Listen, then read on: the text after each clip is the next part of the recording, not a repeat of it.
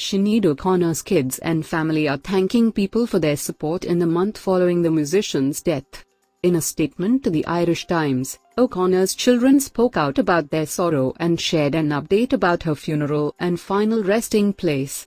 O'Connor's death at age 56 was confirmed by her family on July 26. The children of Sinead, together with Sinead's extended family, wish to thank the countless kind people who sympathized and offered condolences on Sinead's recent passing. The statement began, "Their helpful support for the family is much appreciated." The statement continues by individually thanking people who had been present and contributed to O'Connor's August 8 funeral at the Garden in Dean's Grange Cemetery, including President of Ireland Michael D. Higgins and his wife, Sabina Coyne. The family gathering in the afternoon was in Powers Court House, where management and staff were excellent in every respect, and Sinead's life was celebrated there by a host of her friends in music who helped to ease the burden of sorrow at Sinead's passing. The statement continues, also thanking Collier's funeral directors and the Kevin Bell Repatriation Trust who facilitated the bringing home of Sinead's body to Ireland. The family concluded by thanking the media at home and abroad who celebrated the artist in song and story while showing respect for the privacy requested by the family. "We ask that this privacy continue to be respected.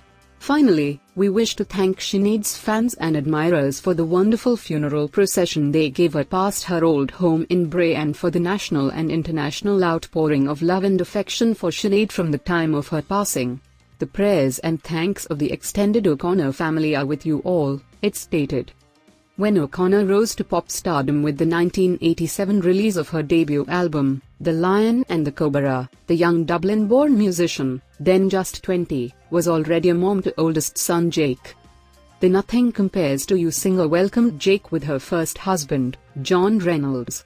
She went on to welcome two more sons, Shane Lunny, with Irish folk musician Donal Lunny, and Yesa Bonaudio with American businessman Frank Bonaudio, and a daughter, Roisin Waters, with journalist John Waters.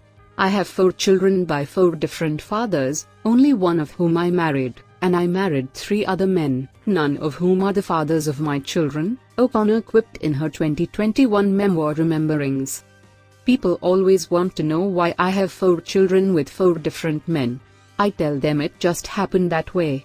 It wasn't something I planned, but I didn't feel like I had to get married for the sake of having a child," she wrote. In her memoir, she called her kids unusual, intelligent, loving, compassionate, spiritually advanced, funny, worthwhile, hardworking human beings, and she couldn't be prouder of them.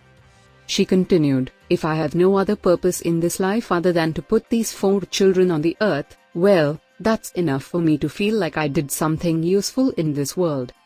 In January 2022, O'Connor mourned the death of 17-year-old Shane, who died by suicide.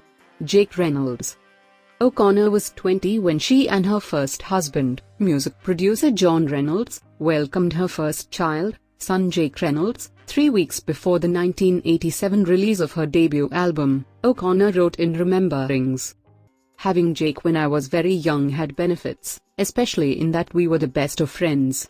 As he grew older, we became closer. We were often more like friends than mother and son, which I suppose is not necessarily always a good thing, but we had a very beautiful relationship," she wrote. Jake Reynolds works as a head chef in a Dublin restaurant and has 2 children. Roisin Waters.